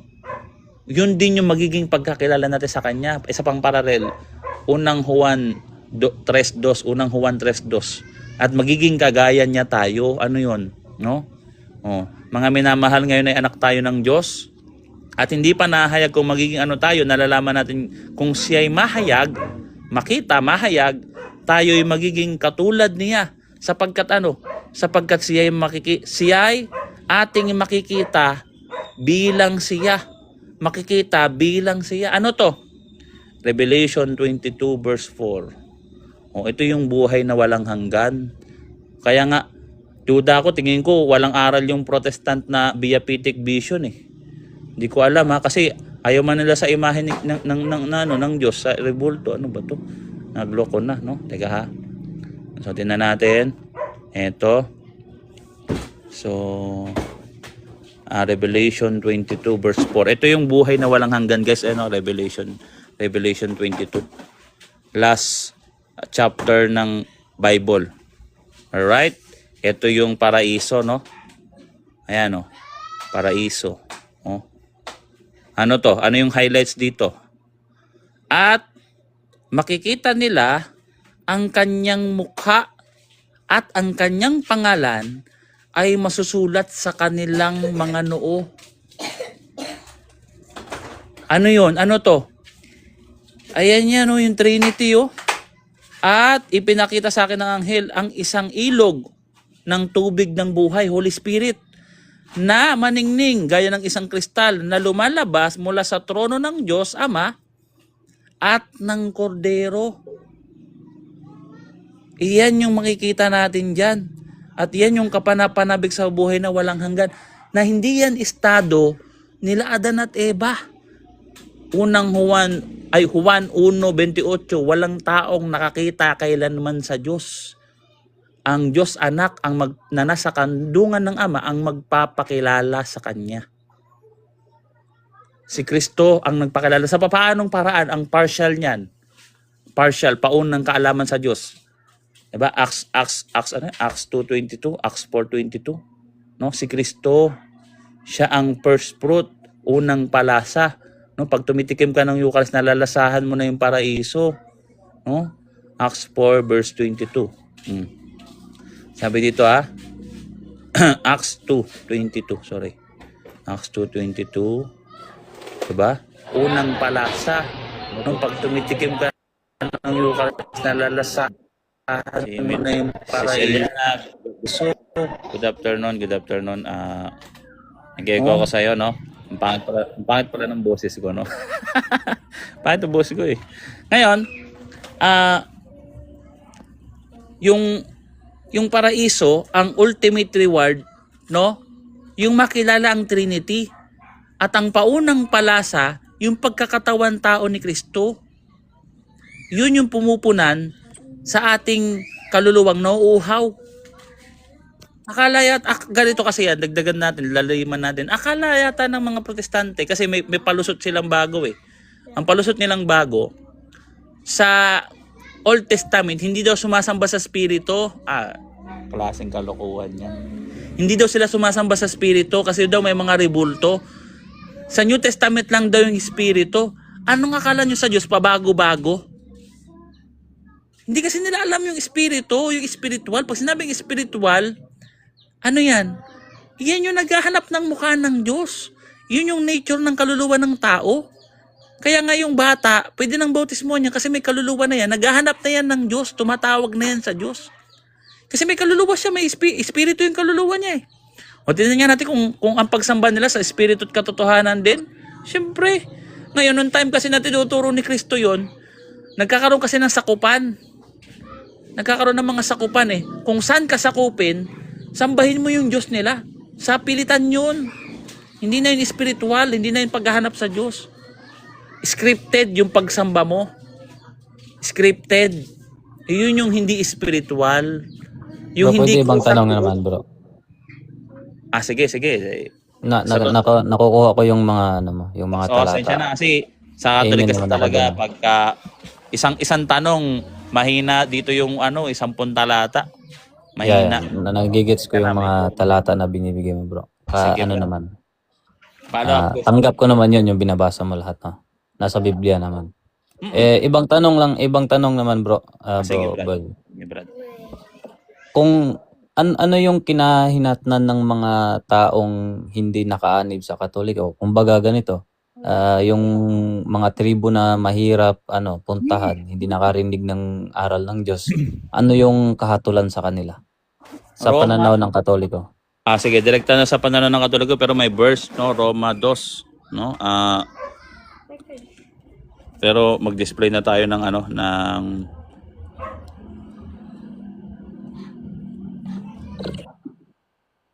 Tulog na ako. sige, mag-display na lang ako ng kasi nangangawit na ako. So ito yan, Brad.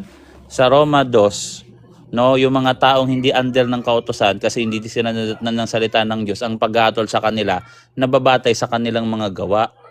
Kasi yung gawa, yun yung nagpapakita na sila ay sumusunod sa Diyos. Kasi hindi lang naman yun naikinig yung aariing ganap eh. Hindi porket nasa loob ka ng church at naikinig ka, kung hindi mo naman tinutupad, hindi ka rin maliligtas. Roma 2 talatang ito tinatawag na divine retribution eh. 'Di ba? Sabi dito, subalit kaluwalhatian at karangalan at kapayapaan ang sa bawat gumagawa ng mabuti. Unay sa Hudyo, gayon din na may sa Griego. Malinaw ha? Teka, ano yan?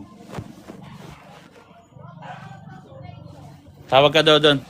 So, kung mabuting ginagawa mo, ano daw sabi? Kaluwalhatian at karangalan at kapayapaan ang bawat gumagawa ng mabuti. Unay sa Hudyo, gayon din sa Griego. Yung sa verse 10, subject ba to? Patungkol lang ba to? Specifically sa loob ng visible church, itong Catholic Church? Hindi. Sapagkat ang salita ng Diyos, sapagkat ang Diyos ay hindi nagtatangi ng tao. O yan linaw sa verse 11 inelaborate, hindi ang Diyos hindi nagtatangi ng tao. Hindi porket nasa labas ka ng church, impyerno ka na kagad, hindi. Kung gumagawa ka ng mabuti, kahit Hudyo ka, kahit Griego ka, Hentil o Hudyo, no? Bibigyan ka ng karangalan, kapayapaan at kaluwalhatian, glorified body. O ngayon sa verse 12, sapagkat ang lahat ng nagkasala ng walang kautusan ay mapapahamak din naman ng walang kautusan. At ang nagkasala sa ilalim ng kautusan ay ang kautusan na hatol. Kung nyari, nasa ilalim na ako ng kautusan ng Diyos, napangaralan na ako, doon ako hahatulan. No?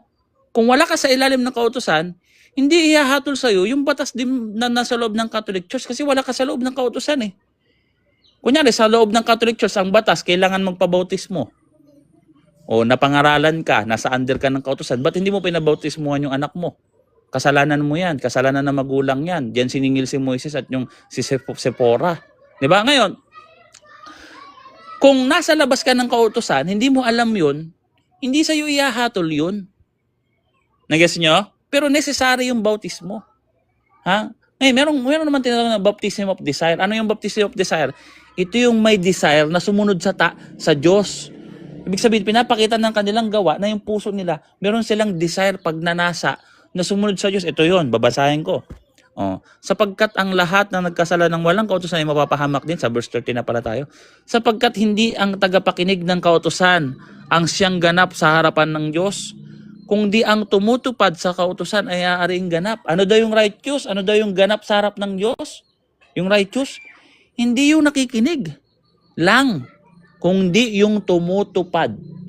Sino to? Kasama ba yung sa labas ng church? Yes, sabi dito sa verse 14. Sapagkat kung ang mga hintil na likas ng walang kautusan, kita nyo, likas sa kanilang walang kautusan. Sinasabi mo, yung mga tribo, likas sa kanila ang walang kautusan. By the way, malinaw pa ba ako? Baka mamaya, wala na ako, linya. Yeah bro, malinaw pa. Nakasunod Malinaw pa. pa. So ito yung, sabi dito, sapagkat kung ang mga hintil na likas na walang kautusan, nature na walang nag-uutos. Di ba ganyan yung nature ng mga tribo? Walang batas eh. Diba? Ano lang? At gumagawa ng mga bagay na kautusan. Isabihin, ano yun? No? Gumagawa ka ng bagay na naaayon sa kautusan, naka-inline, appropriate yung kilos mo dun sa kautusan ng Diyos. Kesyo yung kautusan na hindi mo alam, kagaya ng bautismo, wala, hindi nature, hindi sa'yo ihahatol yan, di ba? No, ngayon, ano to? Bagamat walang kautusan, ito bagamat siyang kautusan sa kanyang sarili. Ano yung kautusan sa kanyang sarili? Ano to? Sa verse 15, sa kanila ipinapakita ang mga hilig ng kautusan ay nakasulat sa kanilang mga puso. Ayun. Yun yung espiritu. Kung ang mga titik ay pumapatay, ang espiritu ay nagbibigay buhay. Yung titik na kautusan, maipapatay ka niya pag hindi mo sinunod yan. Pero yung Holy Spirit na pumupunta sa mga taong hindi pa naaabot ng physical church, no, ng mga mangangaral ng simbahan, yung Holy Spirit naman, yung sa puso nila, ang nag-uutos sa kanila. Kaya nga tayo, kung pansin mo, bakit tayo may konsensya? Bakit ako konsensya ka? Bakit? Yung konsensya na yan, iyan yung salita ng Diyos sa'yo na dapat mong sundin. Pag hindi mo sinusunod yung konsensya mo, kunyari, sa lugar na yon wala pang Kristyanismo, no? Pero meron time na nakukonsensya kapag gumagawa ka ng masama. Ibig sabihin, yung banal na Espiritu Santo, sinasabi, magsisi ka, magbago ka. Kung hindi mo yan sinusunod yung budhi mo, basahin natin. No? Kanilang ipinapakita ng kautusan ng hilig ng sa kanilang mga puso na narito nagpapatotoo sa kanilang budhi at kanilang mga pag-iisip ay minsan ay nagbibintang. Nagbibintang o nagdadahilan sa isa't isa. Bakit sinulat to? Yun yung hukom nila. No? Kung sumusunod sila naayon sa kautusan kahit wala silang naririnig, pero yung kilos nila naaayon sa kautusan ng kanilang mga puso, bakit nila kailangan sundin yung puso nila? Kasi doon yung Holy Spirit sa Galatians 4:5-6 sumisigaw, Ama, Ama. Yun yung puso mo. Kasama ng yung kaluluwa mo, sinasamahan ng banal na Espiritu Santo ng Espiritu ng Diyos. Lalalim pa yan eh. Pag pinalalim ko pa Gets ko na bro, gets ko na, salamat. Wala ka pantay. So, na pinagpantay ko lang kasi yung sa INC, di ba, alam nyo naman yung Mali sa kanila, Brad. Actually, kung mangmang ka, meron tinatawag na invincible ignorance, bibilisan ko na lang, no? Luke 23 verse 34, Ama, patawarin mo sila sapagkat hindi nila nalalaman ang kanilang ginagawa. Di ba? Sa Roma 10:1-3. Ipinapanalangin namin yung mga nasa labas ng church. Bakit? Yung mga nasa labas ng church na na mga mangmang, pero merong silang pagnanasa na sundin ang Diyos. Basahin natin ha. Babasahin ko. Mga kapatid, nais ng aking puso at dalangin ko sa Diyos alang-alang sa kanila na sila ay maligtas. Kita nyo yung term ha? Maligtas. Sino yung pinapagdasal na maligtas? Tandaan natin, sa Catholic Church, pag nananadya ka sa kasalanan, bawal ka nang ipagdasal kasi hindi mo na kayang baguhin ang desisyon ng Diyos. Pero anong tingin ng Catholic Church sa mga nasa labas ng church? Yung mga mangmang na na maligtas na Ako'y nagpapatotoo na sila'y may sagisag para sa Diyos. May sagisag sila para sa Diyos eh. Subalit hindi ayon sa kaalaman, sapagkat sa kanilang pagiging mangmang, o yun yung pagiging mangmang, ito yung nasa live natin, no? Sa katwiran ng Diyos at pagsisikap nilang maitayo ang kanilang sariling pagiging matuwid, hindi sila nagpasakop sa pagiging matuwid ng Diyos. Sa katwiran ng Diyos, gumagawa sila ng sarili nilang doktrina. Nagsusumikap sila gumawa sa sarili nilang doktrina. Pero meron silang sagisag sa Diyos sa kanilang kamangmangan. Pero hindi sa lahat ng oras may kakatwiran mo yan. Tandaan natin sa Hebreo 10 talatang 26. Basahin natin to. Ito na yung outside the Catholic Church there is no salvation. Ano yan? Ito yung blasphemy against the Holy Spirit. Ano to? Basahin natin. Oh, kasi yung Holy Spirit, yun yung nagtuturo sa puso mo, di ba? Sa Galatians 4:5-6. Di ba? Yun yung budhi, no? Sabi dito, Hebreo 10 talatang 26, sapagkat kung sinasadya nating magkasala, matapos nating tanggapin ang lubos na pagkakilala sa katotohanan, ay wala nang haim pang natitirang pang-alay para sa mga kasalanan, kundi isang kakilakilabot na paghihintay sa paghuhukom at isang naglalagablab na apoy na tutupok sa mga kaaway. Pag sinabing tutupok, hindi yan purgatorio. Yung purgatorio, lilinis, purgation, purgatorio. Tutupok to, papatay to, impyerno to. Kaya pag natanggap nyo na yung katotohanan, guys, huwag nyo nang i-resist. Baka maging ganito kayo. No, iyon yung paalala natin. Iyon yung tinatawag na wala nang kaligtasan. Kahit gumagawa ka ng mabuti, wala na yan. Wala nang alay pang natitira pag nagkakasala ka. Kasi yung kasalanan mo, nananadya ka. Alam mo na ang Catholic Church ang tama, ayaw mo pang pumasok. Yun yung na extra ecclesia nullia salus. Wala nang Thanks na ako salvation. doon, Uncle Boy. Salamat. Salamat din, Brad. At sana magbunga yung mga Bible study natin sa iyo, Brad. No? Well, malinaw naman yung mga paliwanag na galing sa Biblia. Tanggap ko naman yan. Alright, doktrina namin yan. Kaya biblical talaga yung aral ng Catholic Church. Kaya kung mapansin nyo, pag nagsisession tayo dito, hindi to more on daldal eh. More on talata to, more on basa to. Kukulangin nga yung oras natin kakabasa. Isang tanong lang talaga, guys. Pwede ko kayo bigyan 10 verse para lang talaga masatisfy yung ating kaluluwa. At kasi itong pagbabasa natin ng Bible, ano to eh? Pagkain ng kaluluwa. Kasi espiritu to. Yung kaluluwa natin kasi spiritual. Yung kaluluwa natin spiritual, bumabalik, nasa wangis ng Diyos. Nasa wangis tayo ng Diyos. Kaya natin kumilala sa Diyos. Inilalagay yan, syempre, dun pa lang sa sanggol ka. Diba? Kaya nga yung mga sanggol, meron tinatawag na fides infusa, yung kanilang faith, hindi by intellectual, sa kanilang pagiging walang malay, sa kanilang pagiging malinis ang puso, pag-iyak nila, yan yung tinatawag na relational faith. Hindi yan by intellectual, hindi yan argumentative. Kung hindi, yung pagiging tao nila, pagiging wangis nila ng Diyos, no, kaya nilang nakakapagkaroon siya na ng connection sa Diyos. Kaya kahit yung mga batang musmus, pwede nyo nang turuan magdasal yan. Pwede nyo, hindi sila by intellectual, pero by